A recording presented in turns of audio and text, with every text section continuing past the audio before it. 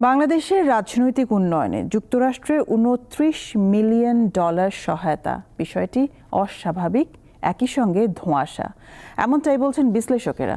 বাংলাদেশ প্রসঙ্গে এনজিও সহায়তা নিয়ে ডোনাল্ড ট্রাম্পের বক্তব্যে দেশের ভাবমূর্তি ক্ষুণ্ণ হয়েছে উল্লেখ করে এ নিয়ে কূটনৈতিক তৎপরতা বাড়ানোর পরামর্শ দেন তারা। প্রেসিডেন্ট হিসেবে শপথ নিয়েই 100-র বেশি নির্বাহী আদেশে সই করা সহ গুরুত্বপূর্ণ নানা সিদ্ধান্ত নিয়ে শুরু থেকেই বেশ আলোচনায় যুক্তরাষ্ট্রের প্রেসিডেন্ট ডোনাল্ড ট্রাম্প। চলতি মাসের মাঝামাঝি এক অনুষ্ঠানে ডোনাল্ড ট্রাম্প বলেন, বাংলাদেশের রাজনৈতিক পরিস্থিতি শক্তিশালী করার লক্ষ্যে একটি অপরিচিত প্রতিষ্ঠান যুক্তরাষ্ট্র থেকে $29 মিলিয়ন অর্থ সহায়তা নিয়েছিল।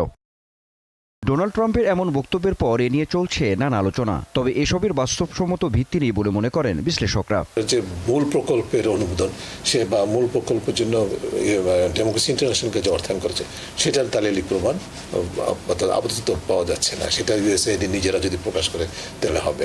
তো মূলত এই বিষয়টা হচ্ছে খুব ধোঁয়াশা একটা পরিস্থিতি।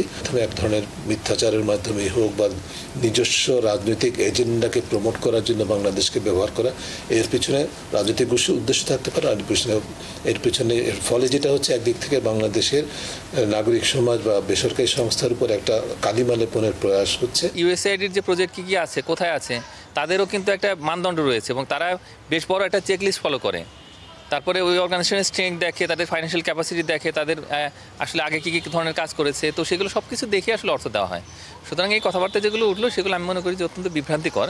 উন্নয়ন সহায়তা নিয়ে ডোনাল্ড ট্রাম্পের এমন অভিযোগ দেশের ভাবমূর্তি ক্ষুণ্ণ হয়েছে উল্লেখ করে বিষয়টি নিয়ে কূটনৈতিক তৎপরতা বাড়ানোর পরামর্শ দিয়েছেন বিশ্লেষকরা।